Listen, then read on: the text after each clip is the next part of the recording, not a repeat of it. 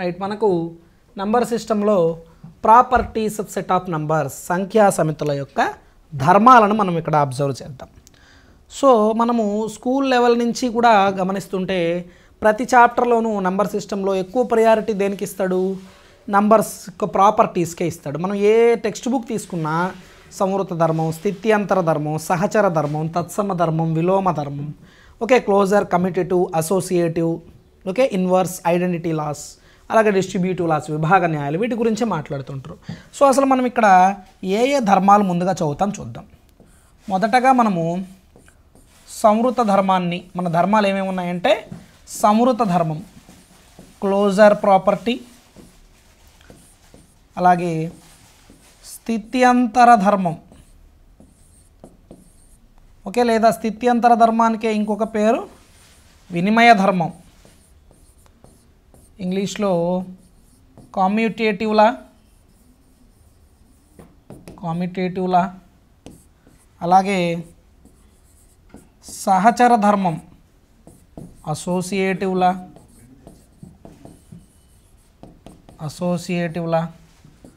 అలాగే తత్సమ ధర్మం, identity property or ఐడెంటిటీలా, అలాగే విలోమ ధర్మం, ఓకే, ఇన్వర్స్ ప్రాపర్టీ, అలాగే వీటితో పాటుగా విభాగ న్యాయాలు, డిస్ట్రిబ్యూటివ్ లాస్.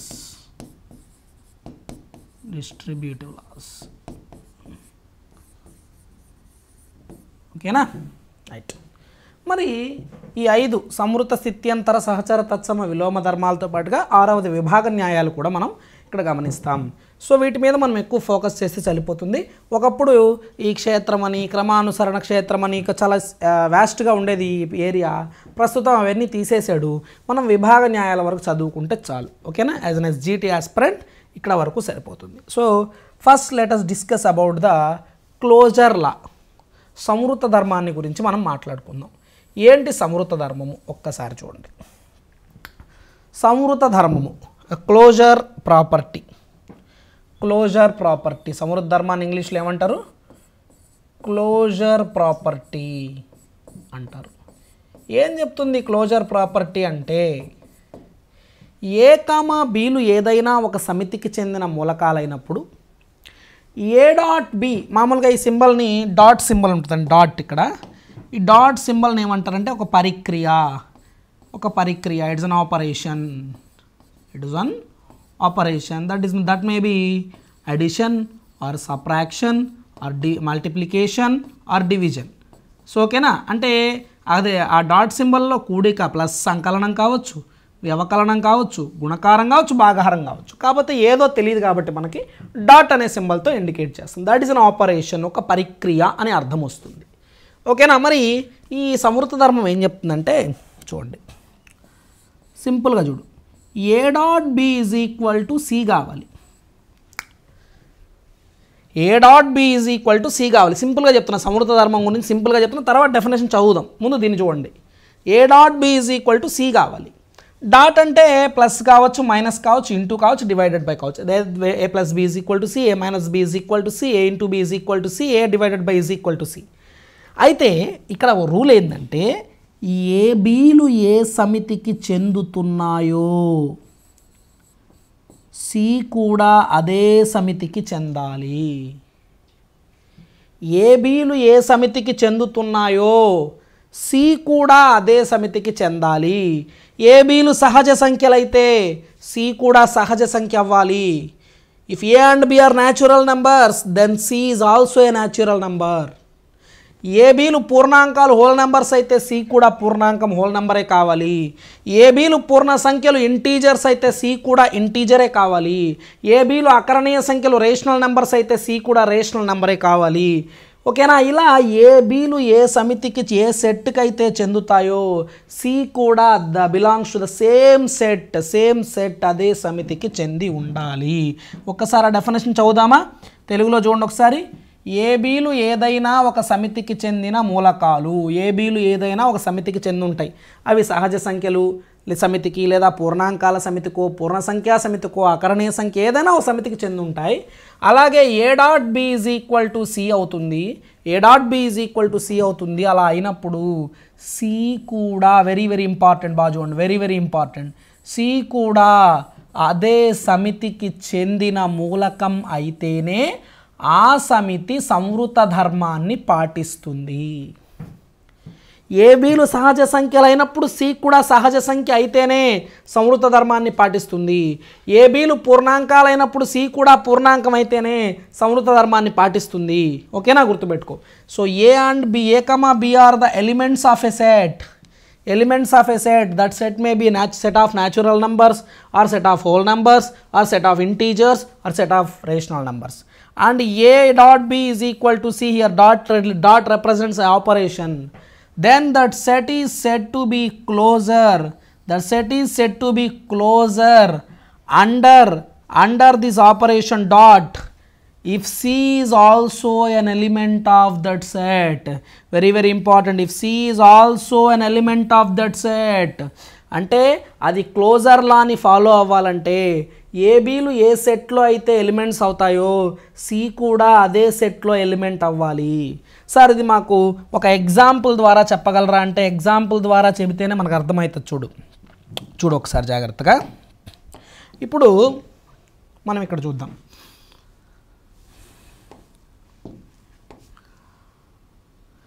3,2 తీసుకుందాం ఎగ్జాంపుల్. 3, 2 ఓకేనా. 3, 2 ఇవి 3, 2 అనేవి 3 + 2 తీసుకున్నా ఎంత అవుతుంది? 5. ఓకేనా. అలాగే ఇంకొక ఎగ్జాంపుల్ తీసుకోవచ్చు మనం. ఇదనే కాదు, 3, 2 కాకుండా అంటే అన్నిటికీ సరిపోయేటట్టు తీసుకుందాం. 4, 6 తీసుకుందాం. ఓకేనా. 4, 6. 4 + 6 ఎంత అయింది? 10. 4 - 6 ఎంత అయింది? -2. 4 × 6 ఎంత అయింది? 24. 4/6 ఎంత అయింది? 4/6 అంటే 2/3 అవుతుంది. 2/3 అంటే 0.666 వస్తూనే ఉంటుంది. Okay right. ఇలా వచ్చినాయి కదా. ఇప్పుడు మనం ఒక్కొక్క దాని గురించి మాట్లాడదాం. ఫస్ట్ న్యాచురల్ నంబర్స్ తీసుకుందాం. మనం తీసుకున్న 4, 6 అనేవి సహజ సంఖ్యలేనా? సహజ సంఖ్యలేనా? అసలు సంఖ్యా సమితుల గురించి మీకు ఐడియా ఉంది కదండి ఆల్రెడీ. దీన్ని చెప్పే ముందు మనం చాలాసార్లు మాట్లాడుకున్నాం. న్యాచురల్ నంబర్స్ అంటే ఏంటి, సహజ సంఖ్యలు అంటే ఏంటి. సహజ సంఖ్యలు అంటే 1, 2, 3 అండ్ సో ఆన్ ఇన్ఫినిటీ వరకు ఉంటాయి సహజ సంఖ్యలు. పూర్ణాంకాలు హోల్ నంబర్స్లోకి ఎవరు వస్తారు? 0 కూడా వస్తుంది. ఇవి కాకుండా 0 కూడా వస్తుంది హోల్ నంబర్స్లో. అలాగే పూర్ణ సంఖ్యలు ఇంటీజర్స్లో ఎవరు వస్తారు? ఇంటీజర్స్ అంటే ఇలా మనం తీసుకునే 1, 2, 3 అండ్ సో ఆన్ ఇన్ఫినిటీ ధన సంఖ్యలు 0. అలాగే -1, -2, -3 అండ్ సో ఆన్ −ఇన్ఫినిటీ రుణ సంఖ్యలు అన్నీ వస్తాయి. అకరణీయ సంఖ్యలు రేషనల్ నంబర్స్ అంటే ఏంది? రేషనల్ నంబర్స్ అంటే సింపుల్గా చెప్తున్నా. రేషనల్ నంబర్స్ అంటే దీంట్లో మనం సహజ సంఖ్యలు న్యాచురల్ నంబర్స్ అన్నీ తీసుకోవచ్చు, 0 తీసుకోవచ్చు, నెగిటివ్ నంబర్స్ అన్నీ తీసుకోవచ్చు, భిన్నాలు p/q రూపంలో ఉండే భిన్నాలు ఫ్రాక్షన్స్ తీసుకోవచ్చు, దశాంశ భిన్నాలు డెసిమల్ ఫ్రాక్షన్స్ కూడా తీసుకోవచ్చు. అన్నీ వస్తాయి. 0 అకరణీయ సంఖ్య రేషనల్ నంబరే, సహజ సంఖ్యలు న్యాచురల్ నంబర్స్ అన్నీ అకరణీయ సంఖ్యలే, రుణ సంఖ్యలు నెగిటివ్ నంబర్స్ అన్నీ అకరణీయ సంఖ్యలే, భిన్నాలు దశాంశ భిన్నాలు fractions and decimal fractions also rational numbers అన్నీ తీసుకోవచ్చు. ఓకేనా. అందుకని నేను ఇప్పుడు ఎగ్జాంపుల్ ఎలా తీసుకున్నానంటే నేను తీసుకునే ఎగ్జాంపుల్లో నెంబర్స్, అందుకే ఇందాక ఆలోచించి మరి రాశా. నేను తీసుకునే ఎగ్జాంపుల్లో నెంబర్స్ అవి సహజ సంఖ్యలు అయి ఉండాలి, పూర్ణాంకాలు అయి ఉండాలి, పూర్ణ సంఖ్యలు అయి ఉండాలి, అకరణీయ సంఖ్యలు అయి ఉండాలి, అన్నీ అయి ఉండాలి. అలా తీసుకుంటున్నా. ఎందుకని అన్నీ కాకుండా తీసుకున్నాను అనుకో. ఫర్ ఎగ్జాంపుల్ ఒక్కొక్కసారి ఒక్కొక్క ఎగ్జాంపుల్ రాయాలి. ఒకే ఎగ్జాంపుల్తో ఎవరెవరు ఏ ధర్మాన్ని పాటిస్తారో పాటించారో చెప్పేద్దాం. ఒకే ఎగ్జాంపుల్తో మనము ఎవరెవరు ఏ ప్రాపర్టీని ఫాలో అవుతారో ఫాలో కారో సింపుల్గా చెప్పేద్దాం. ఒకే ఎగ్జాంపుల్. ఇదిగో ఈ ఎగ్జాంపులే తీసుకున్నా. ఇప్పుడు నేను ఇక్కడ తీసుకున్న 4, 6 రెండూ కూడా సహజ సంఖ్యలు, న్యాచురల్ నంబర్సేనా? ఎస్, సహజ సంఖ్యలే. చెప్పండి, ఇవి రెండూ సహజ సంఖ్యలు కదా, వీటిని కూడితే వచ్చిన 10 కూడా సహజ సంఖ్యనా? వీటిని కూడితే వచ్చిన 10 కూడా సహజ సంఖ్యనా? మన రూల్ ఏంది? A dot B is equal to C అవ్వాలి. ఏ బీలు ఏ సమితికి చెందాయో సి కూడా అదే సమితికి చెందాలి. A and B belongs to set A, then C also belongs to the same set A. Then only that set follows closure law under that particular operation. ఓకేనా? ఖచ్చితంగా ఏ బీలు ఏ సమితికి చెందాయో C కూడా అదే సమితికి చెందాలి. ఇప్పుడు నేనేమంటున్నాను ఫస్ట్ నుంచి చూడు. 4 ఎగ్జాంపుల్స్ రాసేసా. 4 6 కూడితే 10 వస్తుంది. 4లో 6 తీసేస్తే -2 వస్తుంది. 4 6 24 వస్తుంది.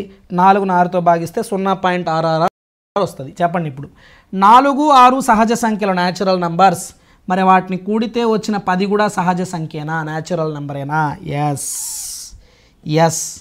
అంటే బాజుడు సహజ సంఖ్యా సమితి సెట్ ఆఫ్ న్యాచురల్ నంబర్స్. ఇక్కడ ఏ సింబల్ వాడాం? ప్లస్. అంటే సంకలనం దృష్ట్యా అండర్ అడిషన్ సంకలనం దృష్ట్యా సంవృత ధర్మాన్ని క్లోజర్ ప్రాపర్టీని ఫాలో అయ్యింది. సింపుల్ బాజుడు. 4 సహజ సంఖ్య 6 సహజ సంఖ్య వాటిని కూడితే వచ్చిన 10 కూడా సహజ సంఖ్యే. A plus B is equal to C అయింది. ఏ బీలు సహజ సంఖ్యలైనాయి. సి కూడా సహజ సంఖ్య అయింది. అంటే సహజ సంఖ్యా సమితి సంకలనం దృష్ట్యా సంవృత ధర్మాన్ని ఖచ్చితంగా పాటించింది.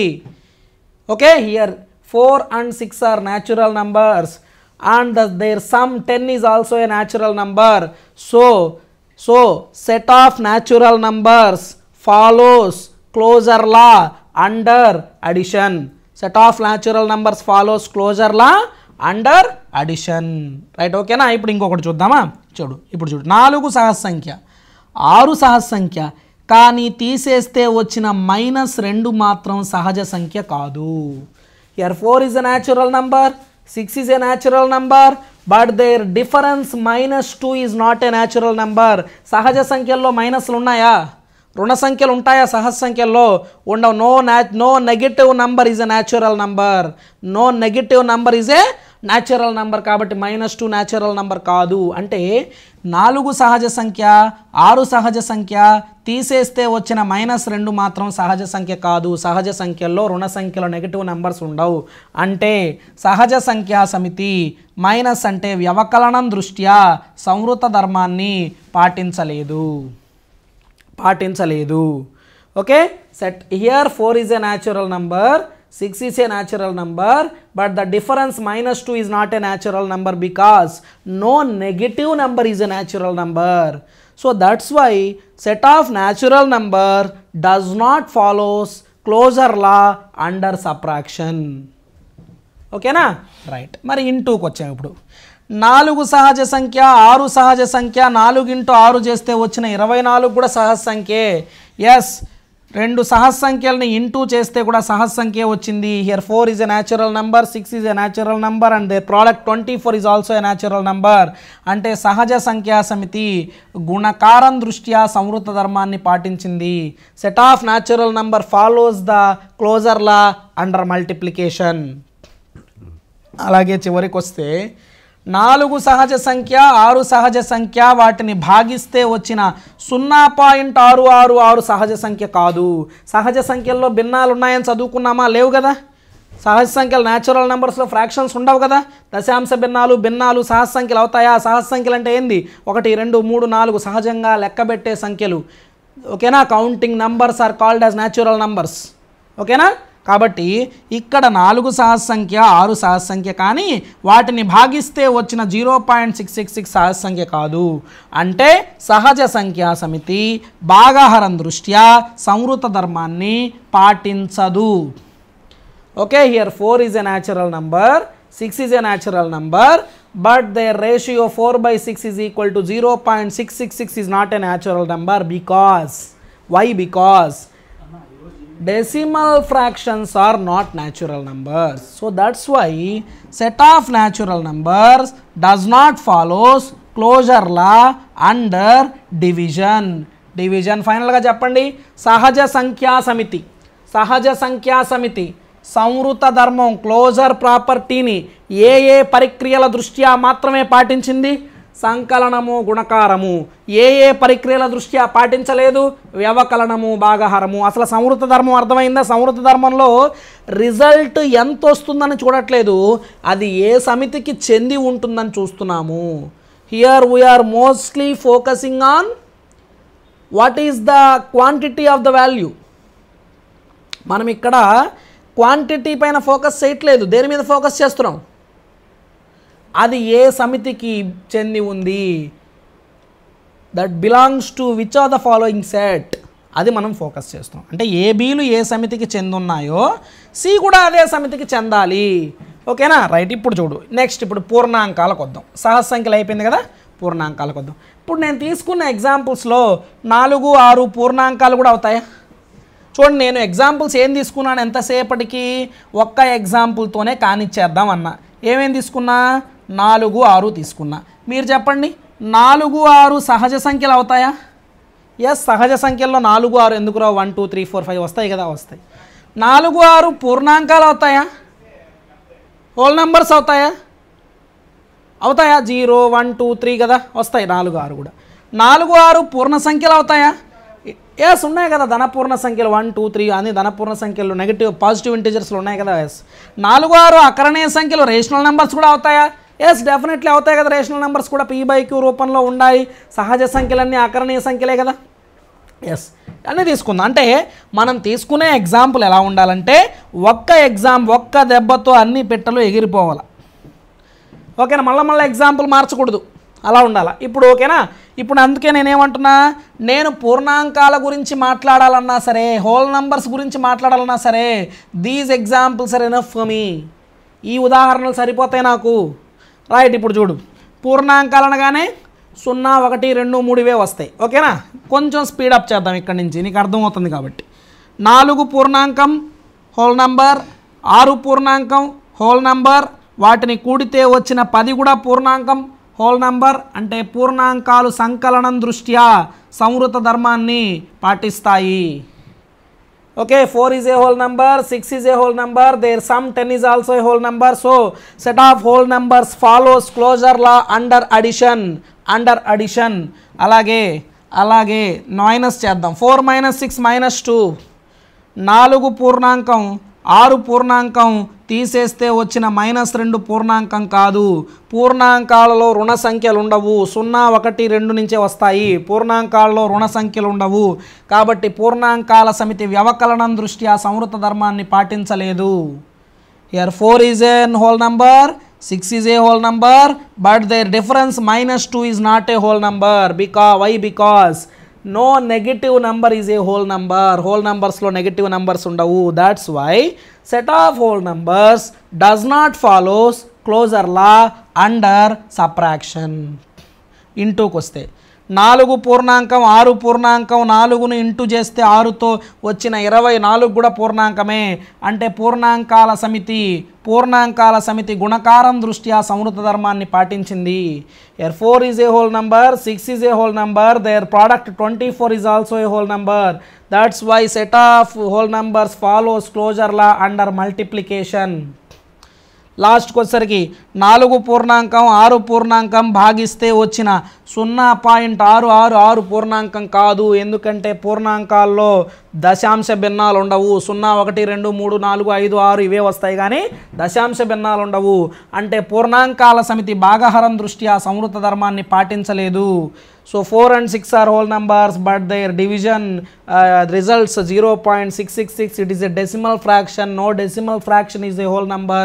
That's why set of whole number does not follows closure law under division. అర్థమైందా? ఇవి రెండు సహజ సంఖ్యలు అయి ఉంటే అది కూడా సహజ సంఖ్య అవ్వాలి. ఇవి రెండు పూర్ణాంకాలు అంటే అది కూడా పూర్ణాంకమే అవ్వాలి. ఇవి ఏ సమితికి చెందాయో అది కూడా అదే సమితికి చెందాలి. అప్పుడే ఆ ధర్మం అనేది సంవృత ధర్మం అనేది పాటిస్తుంది. రైట్. మరి పూర్ణ సంఖ్యల్లోకి వద్దామా? ఎస్. వచ్చే ముందు ఒక్కసారి పూర్ణ సంఖ్యలు అంటే ఎవరెవరో గుర్తు చేసుకోండి.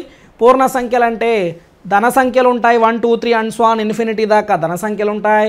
-1 -2 అండ్ సో ఆన్ ఇన్ఫినిటీ దాకా రుణ సంఖ్యలు ఉంటాయి. 0 కూడా ఉంటుంది.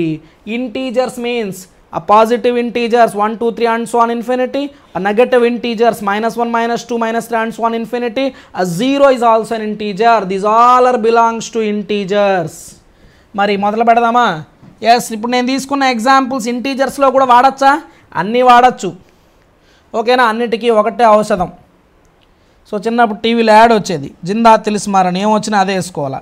అట్లాగే ఒకటే ఎగ్జాంపుల్ ఏదొచ్చినా అదే తీసుకోవాలా.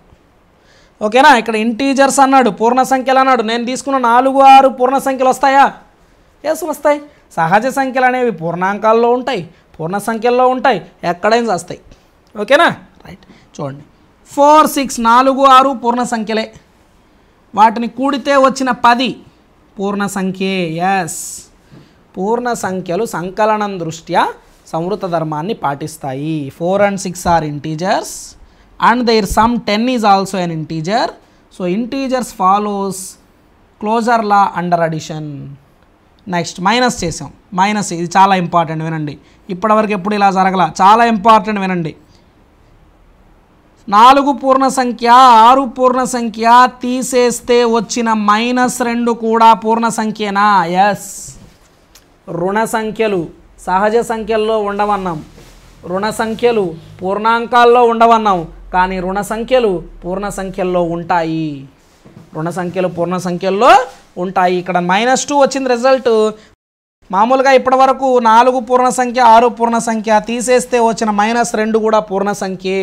కాబట్టి పూర్ణ సంఖ్యా సమితి వ్యవకలనం దృష్ట్యా సంవృత ధర్మాన్ని ఖచ్చితంగా పాటిస్తుంది. పూర్ణ సంఖ్యా సమితి వ్యవకలనం దృష్ట్యా సంవృత ధర్మాన్ని ఇప్పటివరకు ఎవరు పాటించలేదు. పూర్ణ సంఖ్యా సమితి మొట్టమొదటిసారిగా పాటించింది. Okay, here 4 is an integer and 6 is an integer. Their difference -2 is also an integer. Why? Because every negative number is an integer. Every negative number is an integer. That's why here negative numbers follows set of integers follows closure law under subtraction. So set of integers follows closure law under subtraction. So set of integers is the first and foremost set which allows closure law under subtraction. Closure లాని subtraction అంటే సంవృత ధర్మాన్ని వ్యవకలనం దృష్ట్యా పాటించినటువంటి మొట్టమొదటి సంఖ్యా సమితి ఏదంటే పూర్ణ సంఖ్యా సమితి.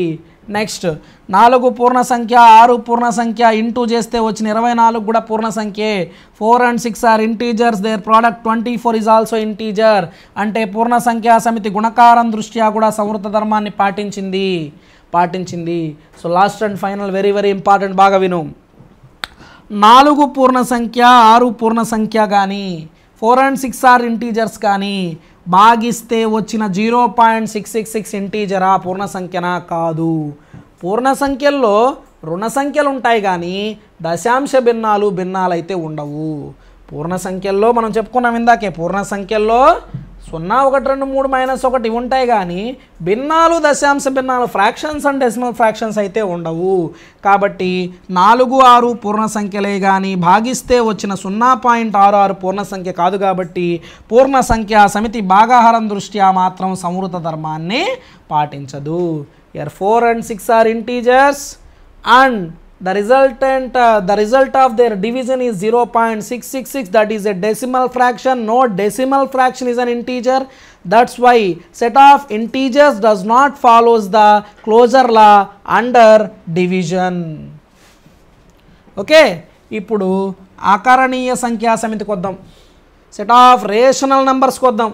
మరి మనం తీసుకున్న ఉదాహరణలు రేషనల్ నెంబర్స్ కూడా పనికొస్తాయా? ఎస్, అన్నిటికీ పనికొచ్చేటట్టే తీసుకున్నా. ఎందుకంటే సహజ సంఖ్యలు అనేవి పూర్ణాంకాలు పూర్ణ సంఖ్యల్లో ఉన్నట్టే అకరణీయ సంఖ్యల్లో కూడా ఉంటాయని చెప్పాను. అకరణీయ సంఖ్యలో సహజ సంఖ్యలన్నీ ఉంటాయి, తప్పేం లేదు. మరి అకరణీయ సంఖ్యల రేషనల్ నెంబర్స్లో ఇంకేమేమి ఉంటాయి?